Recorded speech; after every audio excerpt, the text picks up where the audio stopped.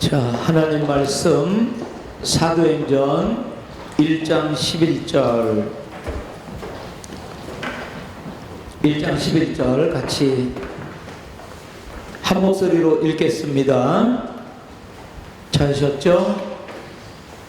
예, 같이 읽겠습니다. 시작. 이르시되 갈릴리 사람들아 어찌하여 서서 하늘을 쳐다보느냐. 너희 가운데서 하늘로 올려지신 이 예수는 하늘로 가심을 본 그대로 오시리라 하였느니라. 아멘. 하늘로 올려지신 이 예수는 하늘로 가심을 본 그대로 오시리라. 아멘. 아멘.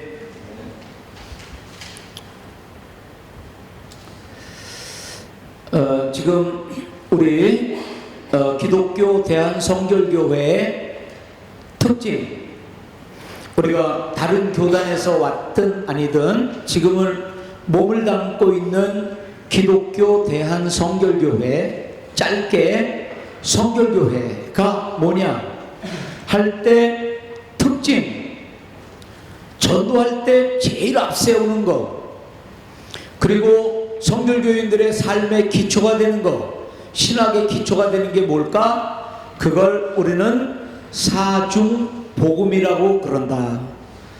사중복음이 뭐죠? 네 가지 복음이다. 첫째는 중생, 성결, 신유, 재림.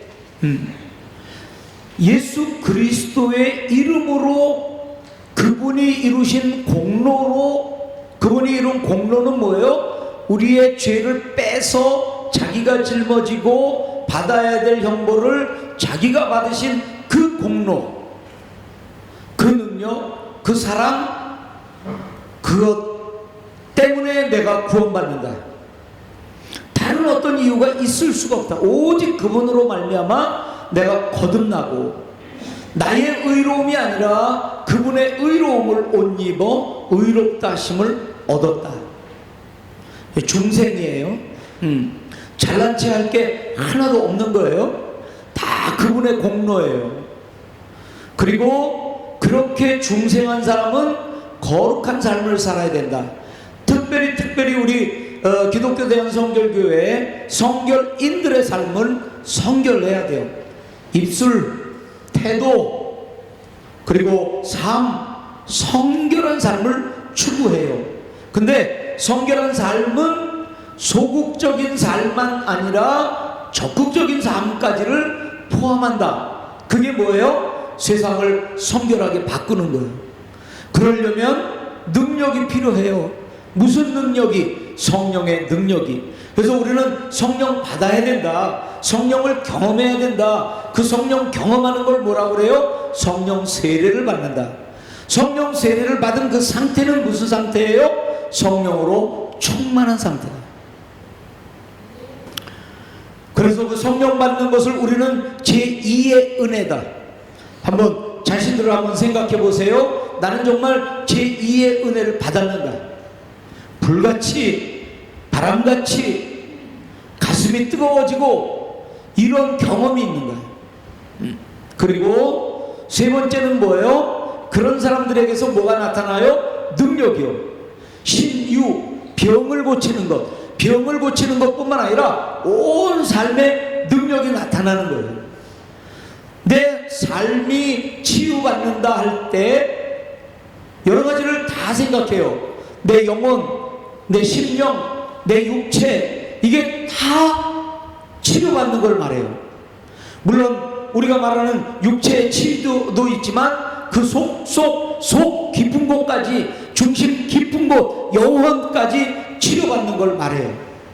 그러나 나만 치료받는 걸 말하는 게 아니라 나로 인하여 옆집이, 그 사회가, 그 교회가, 그 가정이 변하는 그런 변화, 거룩한 사회로, 국가로 변화시키는 것. 그래서 그런 능력이 드러나게 되어 있습니다. 그래서 우리는 그를 나뿐만 아니라 사회가, 내 육체뿐만 아니라 영혼까지 이런 걸 일컬어서 뭐라고 말한다고요? 전인적인 치료. 전인적인 치료. 정말 속속들이 어떤 한 부분만이 아니라 그런 신유를 우리는 믿습니다. 그리고 오늘 마지막으로 뭐라고요? 재림에 관해서 우리 한번 같이 기독교 대한성결교회의 헌법에서 말하는 재림은 무엇인가 한번 같이 한번 읽어보십시다. 시작. 구약 성경의 예언의 중심이 그리스도의 수육 탄생이라면 신약 성경의 중심은 그리스도의 재림이라 할 수 있나니 우리는 공중 재림과 지상 재림을 믿는다. 요한계시록은 재림을 전적으로 계시한 성경으로 마지막에 내가 속히 오리라 한 말씀이 3번이나 거듭 기록되었다. 재림은 신앙생활의 요소이며 소망이요 경성이 된다. 구약 신약의 중심은 예수 그리스도인데 특별히 구약은 오실 예수님, 초림 예수님, 그리고 신약 성경은 다시 오실 예수님이 중심이 되었다. 우리는 공중재림, 예수님의 공중재림, 그리고 지상재림을 믿는다. 어떤 사람들은 천년설을 믿어요. 자, 쭉 가다가 천년 왕국이 옵니다. 지상천국 같은 곳이에요. 그리고 마지막에 사단이 발악을 한번 하고 전쟁이 있고 그것을 깨뜨리고 예수님이 마지막 심판, 백보자 심판을 하고 천국과 지옥으로 사람을 나누어요. 자, 그런데 그 천년 왕국, 예수님은 그 전에 오신다. 이게 천년설이에요. 예수님은 그 후에 오신다. 후 천년설이에요. 어떤 사람은 후 천년설, 예수님이 오시고 천년이 있고 사단이 한 번 더 발악을 하고 그리고 마지막 심판이 있다. 이게 믿어지지가 않는 거예요.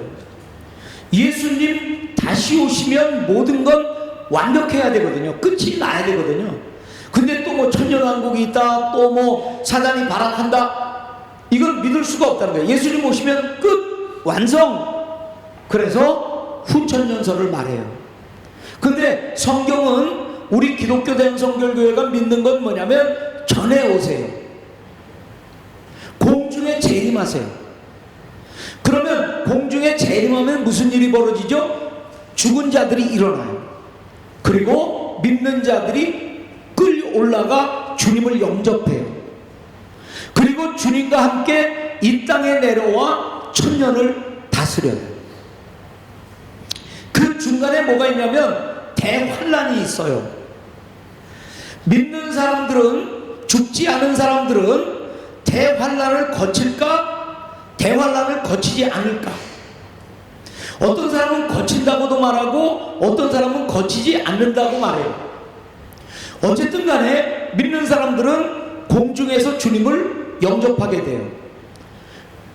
그러면 한번 여러분 생각해 보세요. 휴거가 일어났어요. 그리고 막바로 그냥 천국이 아니라 천년왕국이 있어요. 지상으로 내려와야 돼요. 그러면 죽은 자들이 일어나고 산 사람들이 산채로 들려 주님 영접하러 하늘로 올라가면 지상에선 무슨 일 벌어질까요? 한번 생각해 보세요. 무슨 일 벌어질까요? 특종, 대소특필. 어떤 집안에서만 아빠가 갑자기 없어졌네, 엄마가 갑자기 없어졌네가 아니라 온 세계에 수많은 사람들이 하룻밤 사이에 없어졌어요. 그럼 특종이에요, 아니에요?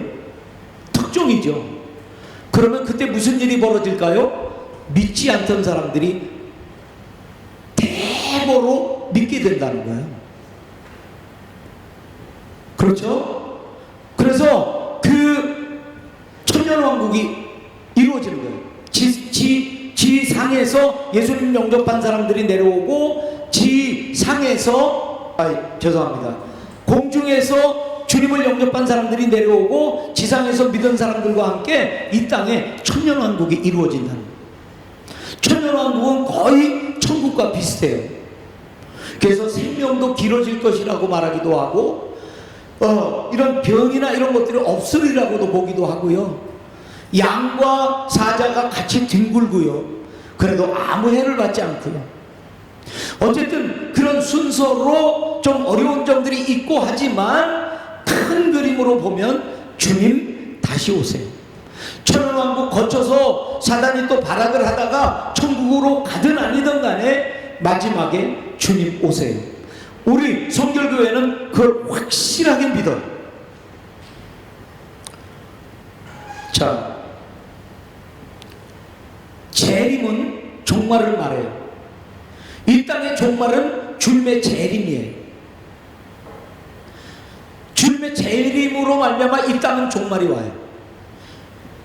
우리는 보통 종말이 어떻게 오죠? 개인적으로도 종말을 맞죠, 그죠? 사업이 되다가 안 되는, 접기도 하고, 살다가 죽기도 하고, 살다가 죽는 종말은 어떻게 오는 거죠? 모든 게 다 하비스예요. 힘도 하비스, 위장의 능력도 하비스, 심장의 능력도 하비스, 모든 게 다 나이를 먹고 그러면 황폐해져요. 힘을 못 써요. 그러면 종말인 거예요. 그러면 이 땅도 그 푸릇푸릇하던 나무들, 땅들 이게 다 오래돼갖고 허물어지고 그래서 마지막이 오나요? 아니에요. 아직 푸르청청해요. 그 산이, 그 골짜기가, 그 나무가. 근데도 이 땅은 종말이 온대요. 원인은 뭐예요? 주님이 이 땅에 오시면.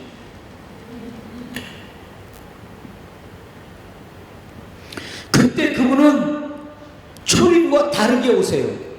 모든 사람들을 열정적으로 품어주고 사랑해주고 그러려고 초림으로 오셨는데 재림은 심판주로 오세요.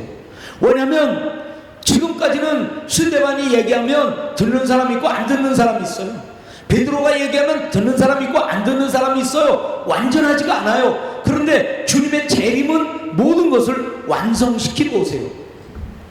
모든 것의 완성은 완전한 승리로 이루어지는 거예요.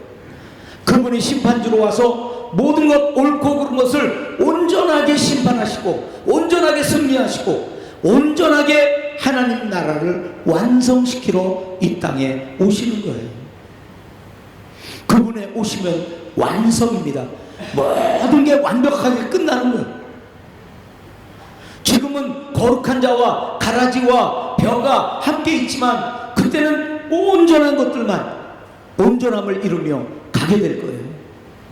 그래서 온전하지 않은 것들에 대해, 대항하는 것들에 대해, 반응하는 것들에 대해 완전한 승리를 선포하시게 돼요.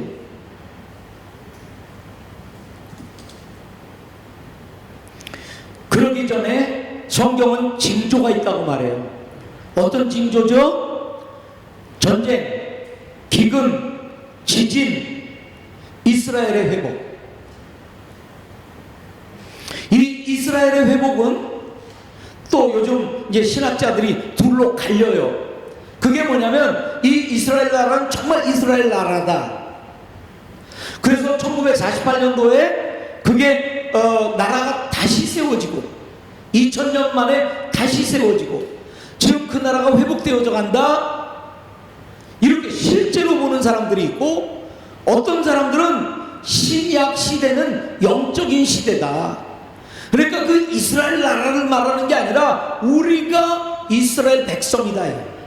믿는 사람이. 그래서 우리가 정말 마지막 날에 온전하게 회복되는 그런 역사들을 바라보면서 주님 오실 날이 가깝다. 이걸 본다는 거죠. 어쨌든 간에 이스라엘의 회복을 말하고 전쟁, 기근, 지진을 말해요. 자, 옛날에는 신문, 방송이 발전하지 않았어요. 그래서 지진이 일어나요. 근데 이런 신문이나 방송이 발달하지 않았기 때문에 두 가지만 알려졌어요. 나머지 998개는 안 알려졌어요. 두 개만 알려지고, 요즘은 메디아가 발달해갖고 1000번이 일어나면 1000번을 다 알게 돼요. 그러니까 우리는 뭐라고 느끼냐면 지진이 더 많이 일어나나 보다 라고 느낄 수 있다는 거죠. 근데 사실은 1000번 같다 라고 말하는 사람이 있고, 어떤 사람들은 정말 옛날에는 5번 일어났어, 근데 지금은 1000번 일어나, 옛날보다 확실히 많이 일어나고 있어 라고 말하는 사람이 있어요. 여러분들은 뭐라고 생각해요? 옛날도 1000번, 지금도 1000번인데 옛날에는 방송이 발달하지 않았기 때문에 두 개만 알고 있다 일까요? 아니면 실제적으로 옛날에는 5번, 지금은 1000번 이렇게 일어나고 있을까요? 지금은 훨씬 더 많이 일어나요. 그리고 훨씬 더 크게 일어나요. 이런 걸 보면 이게 뭐라고요? 징조라고요. 그러면 우리는 무슨 해석을 한다고요? 주님 오실 날이 가까웠다. 뭘 보고? 징조를 보고. 마태복음 25장에는 3가지의 비유가 나오는데, 그 비유가 뭐냐면은 주님 분명히 오신다는 걸 결론으로 내려놓고 지금 이 순간에 우리는 이라는 숙제를 던져주고 있어요. 열처녀 비유는 뭐예요? 준비해야 된다. 언제일지는 모르지만 준비해야 된다는 걸 말해요.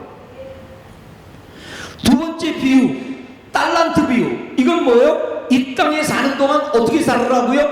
무한 책임. 어떤 사람에게는 하나라는 은사가 주어져요. 재능이 주어져요. 물질이 주어져요. 하나로 됐어 이런 거죠. 2개 주어졌어요. 열심히 해서 2개를 남겼어요. 5개가 주어졌어요. 열심히 해서 5개를 남겼어요. 책임이에요. 나 예수 믿는 게 좋아. 예배 드리면 얼마나 좋은지 몰라. 예배 드리면서 눈물도 흘려. 주님 사랑해요. 끝. 집에 돌아가고, 또 주일날 와서 예배 드리고, 근데 예배가 너무 좋아. 그러고 끝. 집에 돌아가고. 결국 나만 좋아. 하나 받아서 하나만 숨겨놓은 거야. 그거는 책임 있는 삶이 아니란 말이야. 헌신, 봉사, 책임지는 거예요. 나만 믿으면 됐지, 나만 잘 믿으면 됐지. 아니에요. 주님은 책임을 지래요. 옆에 있는 영혼 책임지래요. 옆에 있는 믿지 않는 사람 책임지래요. 준비하는데 어떻게 준비한다고요? 열심히 책임지는 삶이에요. 나만 좋은 삶이 아니라 책임지는 삶이에요. 그리고 양과 염소를 나누어요. 그게 뭐냐면 심판이에요. 잘 봐야 돼요. 제가 늘 말씀드리지만 저를 포함하여 우리는 무슨 병에 걸렸다고요? 내가 오라라는 병에 걸려있다고요. 이거 깨뜨려야 돼요.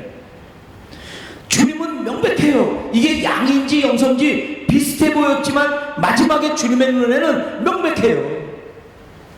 정말 우리 두려움으로 그날을 준비해야 돼요. 나만 오라. 나 잘났어. 내가 뭐 고칠 게 있어. 내가 봉사하든 헌신하든 그건 내 문제지. 누가 뭐라고 그러겠어. 주님이 나누신대요. 명확하게 나누신대요. 지금은 목사님이 당신의 신앙이 그래. 그러면 목사님은 날 알지도 못하면서 그럴 수 있거든요. 마지막엔 그러질 못해요. 주님한테 뭘 모르시고 그러시는군요. 이렇게 말할 수가 없어요.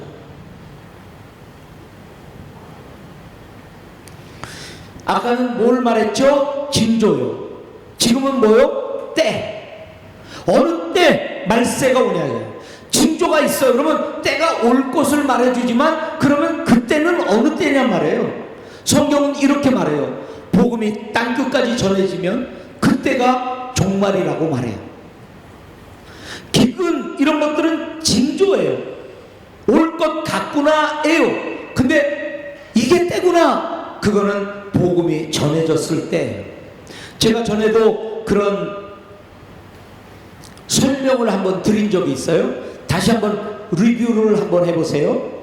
자, 가만히 앉아서 눈을 감으니까 카나다, 프랑스 뭐 이렇게 다 생각해 보니까 온 세계에 지금 한 200 몇 개 나라가 있어요. 나라들을 쭉 생각해 보니까 복음 들어갔고, 복음 들어갔고, 복음 들어갔고, 일본 믿는 사람은 적지만 벌써 우리 한국보다 훨씬 더 전에 복음이 들어갔거든요. 아, 온 세계에 복음이 다 들어갔네? 그러면 복음이 들어갔으면 뭐예요? 마지막 때. 근데 어떤 영적인 사람들이 이런 개념을 발견하기 시작했어요. 기도하면서. 그게 뭐냐면 미전도 종족이에요. 성경에도 보면 영어로 마지막 그 마태복음 28장 19절 20절이 뭐냐면 온 족속으로 가, 그럴 때 영어로 네이션이라고 돼 있어요. 네이션, 나라. 근데 그런 개념이 없었어요. 미전도 종족이라는 개념이 없었어요. 그래서 나라라는 개념을 썼어요. 나라라는 개념을 가지고 세상을 보니까 복음이 다 들어간 것 같아. 믿든 안 믿든 그것과 상관없이 복음이 이미 다 전해진 것 같아. 그런데 영적인 사람들이 기도하면서 종족이라는 개념을 발견하기 시작했어요. 미전도 종족. 인도네시아도 몇 개 종족이죠? 300개가 넘는 종족이 있어요. 한국도 한 종족이지만 문화, 언어 이런 걸 보면 한 종족이라고 말할 수가 없어요. 서울과 제주도는 확실히 틀려요. 전라도와 경상도는 문화가 틀려요. 캠퍼스, 대학가와 공장 문화는 달라요. 무슨 말인지 이해가 되셨죠? 그죠? 인도네시아도 몇몇 종족은 뭐 100%, 90% 이런 종족이 있어요. 그러나 예수님 믿지 않는 수많은 종족들이 인도네시아에 있어요. 인도네시아도 제가 보기에는 25%는 되는데 10%라고만 봐요. 그러면 2,500만이에요. 우리는 아무리 많다고 해도 1,000만이거든요. 이 나라는 2,500만이에요. 와, 대충 많이 믿네? 이래버리고 말 게 아니란 말이에요. 아직도 수많은 종족들이 예수를 믿지 않아요. 그래서 그 종족 개념으로 보니까 세상에 복음이 들어가지 않은 데가 많아요. 그래서 그 개념이 교회들을 도전했어요. 그러면서 한 게 뭐냐면 미전도 종족 입양 운동이 일어났어요. 순복음교회 같은 큰 교회가 작은 한 종족을 입양하는 거예요. 학교 세워주고 도로 건설하고 뭐 이런 것도 복음 전하고 교회 세워주고 이렇게 입양을 하는 거죠. 이런 일들을 했어요. 그래서 지금은 수많은 종족들이 복음이 들어갔어요. 전에는 80% 종족들이 복음을 듣지 못했다면 지금은 80%의 종족이 복음을 들었어요. 남은 퍼센티지가 얼마라고요? 20%요. 이 말이 무슨 말이라고요? 이 말이 무슨 말이라고요? 주님 오실 때가 다 됐다고요. 그런데 복음이 땅끝까지 전해져야 해요. 80%가 다 믿어야가 아니라 80% 되는 데까지 복음이 전해졌고요. 20%가 더 복음이 전해져요. 20% 남은 건 주님 곧 오실 걸 말해주고 있어요. 문제는 전해졌는데 아직 믿지 않는 사람은 많은 거예요. 그러니까 급한 거예요. 제가 얼마 전에 금요일 날 말씀을 전하다가 이런 말씀을 전했어요. 저도 그냥 예로 생각하고 전하면서 전하다가 제가 가슴이 막 미어지는 거예요. 그게 뭐냐면 이런 거예요. 자, 제가 사춘기 때 가출을 했어요. 아버지가 집에 들어와 그럴 때 알았어요. 알았다니까요. 내가 아버지를 아버지로 인정하지 않는 게 아니에요. 아버지로 인정해요. 근데 잔소리가 싫은 거예요. 아버지 좀 그만하세요. 자, 아버지와 자녀라는 관계는 있는데 뭐가 없어요? 인격적인 관계가 없는 거예요. 근데 나도 아기를 낳고 보니까 이제 비로소 아버지의 잔소리가 사랑으로 느껴지기 시작해요. 그래서 아버지가 이렇게 말하는 거예요. 예, 명절인데 내려와라. 예, 알았어요, 아버지. 아버지가 내려와라 말하기 전에 보고 싶어서 먼저 가는 거예요. 옛날 같으면은 잔소리가 싫어가지고 아니 안고 뭐죠? 그냥 늦장 부리다가 그냥 하루 있다 오고. 근데 아버지가 진짜 사랑으로 느껴지고 불쌍해지니까 이틀 있다 오고 3일 있다 와요. 이런 걸 뭐라고 그런다고요? 인격적인 교제라고 말해요. 우리는 주님과 어떤 관계예요? 관계가 있죠. 알아요. 그분이 날 구원한 걸 알죠. 근데 그분이 하는 말이 뜨겁게 느껴지지가 않아. 너희들 나와서 기도해야 돼. 알았다니까요. 너희들 예배 잘 드려야 돼. 늘 하는 말 아니에요, 교회에서? 근데 이 인격적인 관계가 없는 거예요. 주님이 하시는 말이, 목사님이 하는 설교는 전부 잔소리로 들리는 거예요. 무거운 짐으로 들리는 거예요. 이게 인격적인 관계가 없다는 거예요. 주님이 올해 기도에 대해서 말씀하시는데 정말 나를 사랑하는 마음으로 들리는 거예요. 이 예배당에 안 나오면 못 살 것 같은 거예요. 주님이 말씀하세요. 이 마지막 날에 가까웠다고, 내가 원하는 게 정말 죽어가는 영혼들 복음 전하고 싶다고, 그게 내 마음으로 느껴지는 거예요. 뜨겁게 느껴지는 거예요. 그게 주님과 인격적인 교제가 있다는 거예요. 말씀하세요. 무슨 말이든 하세요. 제가 할 수 있으면 하고요, 못하면 못하는 거죠. 뭐.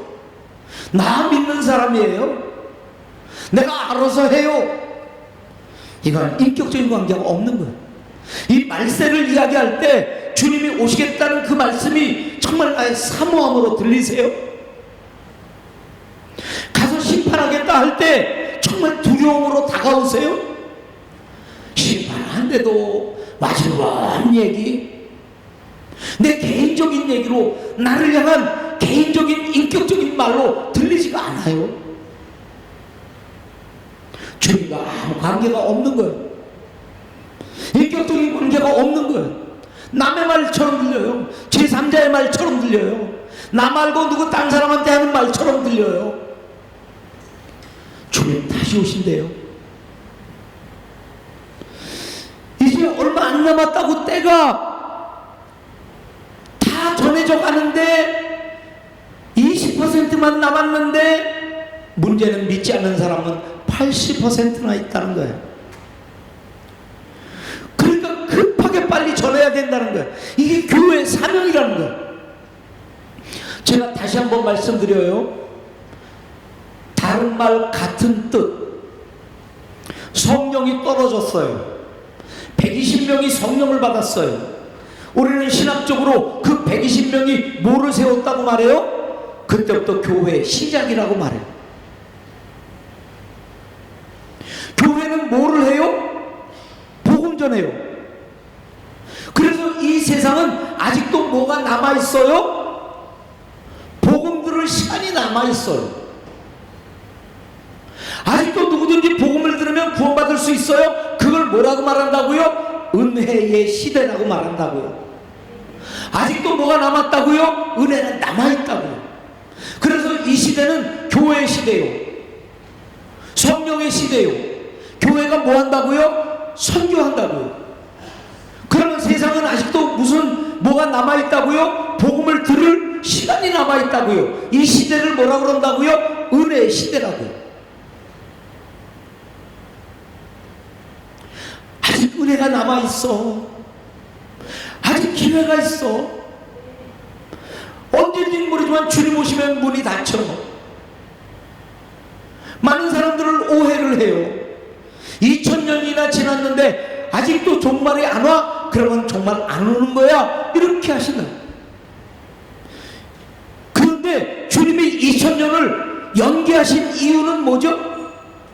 1000년을 하루처럼, 하루를 1000년처럼 기다리시는 거예요. 아직도 뭐를 남겨놓으신 거예요? 은혜를 남겨놓으신 거예요. 아직도 기회를 남겨놓으신 거예요. 누구든지 지금이라도 믿기만 하면 구원을 받는 거예요.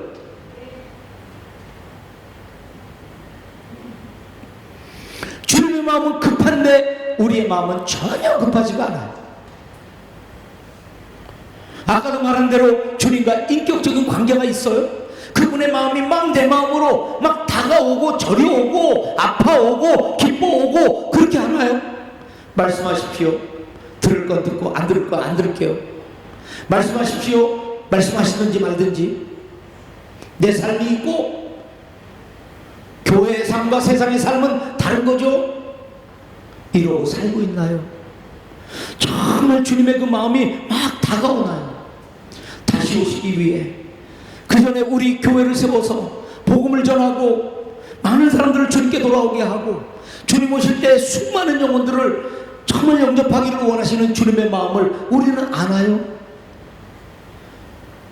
걔도 안 왔어? 걔도 안 왔어? 안 왔구나. 그런 주님의 실망하는 마음을 가진 예수님을 만나기 원하시나요?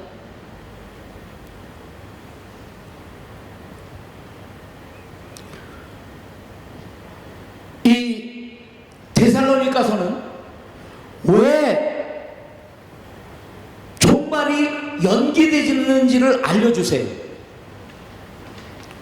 왜 종말이 연기되는지. 그래서 그 데살로니가서와 누가복음은 종말에 대해서 많은 말씀을 하시는데 우리는 신학적으로 연기된 종말론이라고 말해요. 주님이 연기하셨어요. 왜? 한 사람이라도 더 주님께 돌아오게 하기 위하여. 그 애타는 마음을 교회는 아나요? 성도는 아나요? 전혀 모른다면 그분과 나는 상관이 없는 거예요. 정말 인격적인 교제가 있으면 주님의 마음이 느껴져야 되는 거예요. 악을 향하여 마지막 승리를 선포하는 그날 수많은 사람들이 주님께 돌아와야 되는데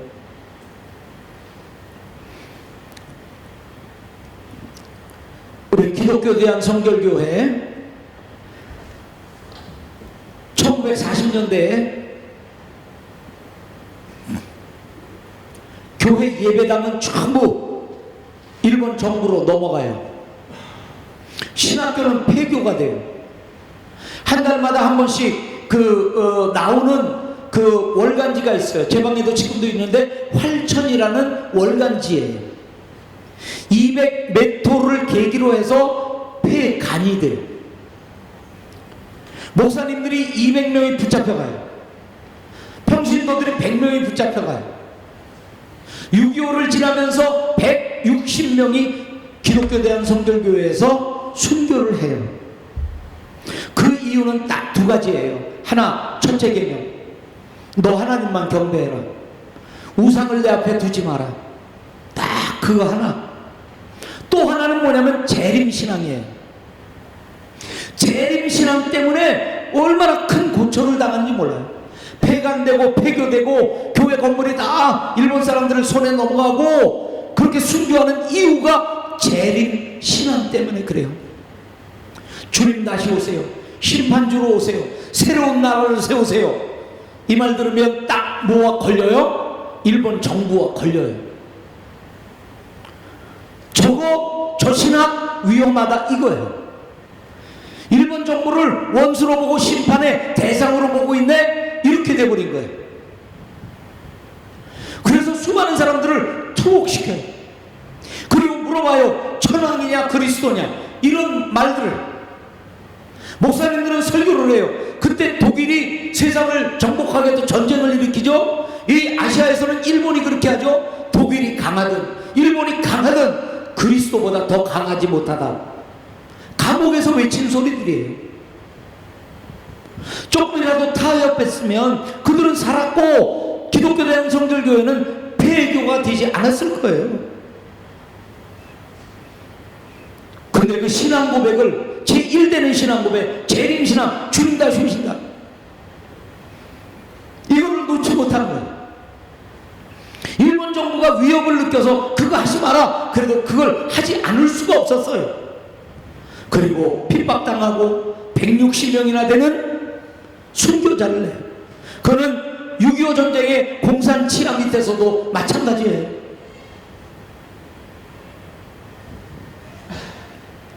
주님이 오시면 심판하시고 완성된 나라를 만드실 거거든요. 일본이 아니란 말이야? 아니죠. 주님 나라가 세워지는 거죠. 이걸 보고 뭐라 그러면 현실을 넘는 비전을 보는 거예요. 주님의 나라를 보는 거예요. 일본 나라, 한국 나라 넘어 하나님 나라를 보는 거예요. 지금 일본이 지배해서 왕 같지만 그걸 넘은 진짜 왕이 이 땅에 오실 것이라는 그 너머의 비전을 보는 거예요. 그게 뭐냐면 재림신앙이에요. 이런 사람들은요, 그날만 하고 기다리지 않아요. 그 신앙으로 철저한데 그날만 기다리지 못해요. 그 신앙 가지고 오늘을 살아요. 무엇인들 두려워하겠냐? 무엇인들 무서워하겠느냐? 그래서 일본의 정부 앞에서도 그 일본 정부를 두려워하지 않는 거예요. 이사야 등 모든 선지자들은 이 땅의 불의와 정의롭지 못한 것과 이런 것들에 대해 입을 열어 담대하게 죽는 한이 있어도 말하는 거예요. 연기된 종말론에 대해 말하면서 종말론을 말하고 있는 데살로니가서에서는 이렇게 말해요. 일하기 싫거든 먹지도 말라고요. 아까 말한 이 땅에서 뭐라고요? 무한 책임, 봉사와 헌신, 주님 오실 것을 기다리는 준비가 바로 이 땅에서 무한 책임을 지는 거예요. 교회가, 성도가. 난 몰라요, 힘들어요, 시간 없어요, 그게 아니에요. 주님 다시 오신다니까요.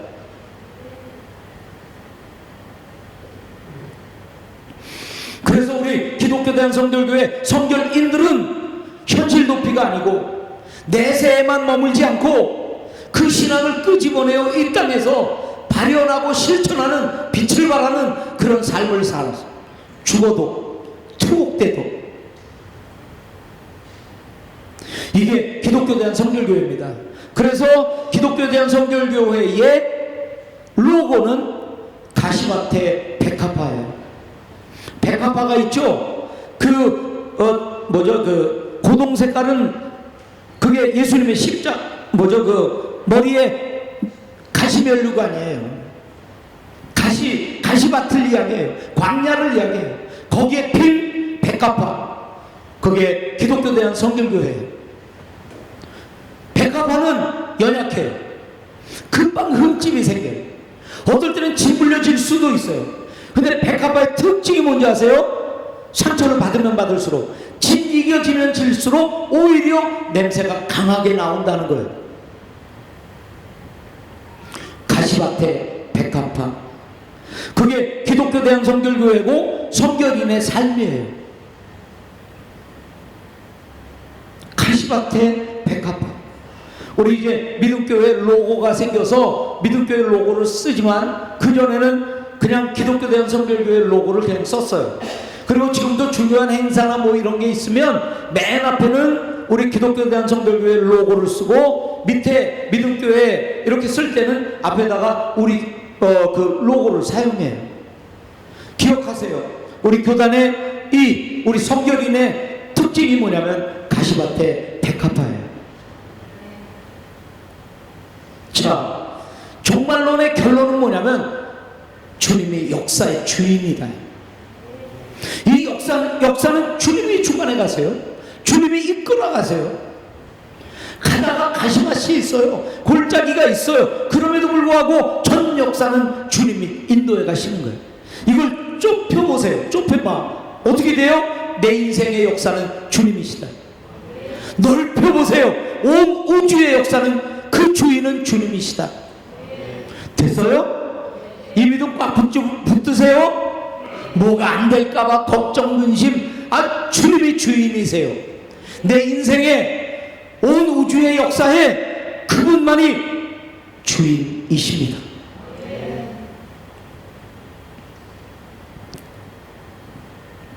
우리 한번 위에 한번 같이 읽어보십시다. 시작. 우리가 그분의 다시 오심에 대한 정확한 이해와 믿음이 있을 때 우리의 삶은 더 빛날 것이고 소망으로 넘치고, 피곤하고 포기하고 낭망한 사람들은 힘을 얻게 될 것이다. 낭망한 채로 그날만 바라보는 게 아니라 그렇기에 오늘 힘을 얻어 사는 거예요. 재림은 그저 다시 오실 주님뿐만 아니라 오늘 내가 어떻게 살아야 될까 명백하게 우리에게 알려주세요. 힘내세요. 주님 다시 오세요. 그게 우리의 소망이에요. 주님 오시면 우리의 눈에서 눈물을 씻어주신다. 아픈 것도 없고 죽는 것도 없대요. 이 땅에 그런 위로는 없어요. 그분이 오시면 내 모든 삶을 위로하실 거예요. 오늘 담대하게 사세요. 힘들고 핍박이 있어도 견디고 이겨나가세요. 무엇을 두려워하세요? 무엇을 근심하세요? 재림신앙으로 이기세요. 주님 오시면 다 보상해요. 주님 오시면 다 위로해 주세요. 그런 나라가 없어요. 우리를 그것으로 인도하기 위해 우리를 데리러 오실 거예요. 그날을 믿으면 오늘 나는 당당할 수밖에 없어요. 오늘 나는 고개를 들고 주님만 바라볼 수밖에 없어요. 너머의 비전을 볼 수밖에 없어요. 골짜기만 보는 게 아니라, 가시밭만 보는 게 아니라 그 너머를 볼 수 있는 영적인 눈을 가지세요. 그 근본이 뭐라고요? 재림 신앙이요. 이 땅에 잘난치 않은 사람들, 악으로 부자된 사람들 결국이 있어요. 지금 부러워할 필요가 없어요. 자, 이 예언은 예수님 초림처럼 일어납니다. 악인은 영원한 지옥, 의인은 영원한 천국에서 살게 될 겁니다. 예수님 다시 오신다는 뜻은 이 세상에 끝이 있다는, 누가 시작하고 누가 끝이 있어요? 그 주인이 누구예요? 역사의 주인이 누구예요? 주님이세요. 믿고 따라가세요. 이 예언을 거부하는 사람은 하나님 말씀, 예수님을 거부하는 거예요. 예수님은 좋아하지만 종말은 못 믿겠어, 이러면 안 되는 거예요. 그건 하나예요. 둘이 아니고. 오시는 시기와 시간은 누구도 모릅니다. 그러나 징조는 알 수 있다. 우리가 계산해 보면요, 주님 어느 때 오시는 줄 아세요? 계산해 보니까 오순절에 오세요. 이렇게 해보니까 오순절이 딱 들어맞아요. 그렇다고 오순절이다 이렇게 말하면 안 되는 거예요. 알았죠? 우리의 계산은 따로 있겠지만 전적으로 그건 주님에 속한 거예요. 아멘? 그러니까 우리는 준비하고 있어야 돼요. 시기와 시간을 정해서 말하는 사람은 이단이다. 하나님의 말씀이 모른다고 말하고 있기 때문이다. 그러나 이 예언은 너무나 신비해서 해석하는 사람마다 조금씩 다 다를 수 있다.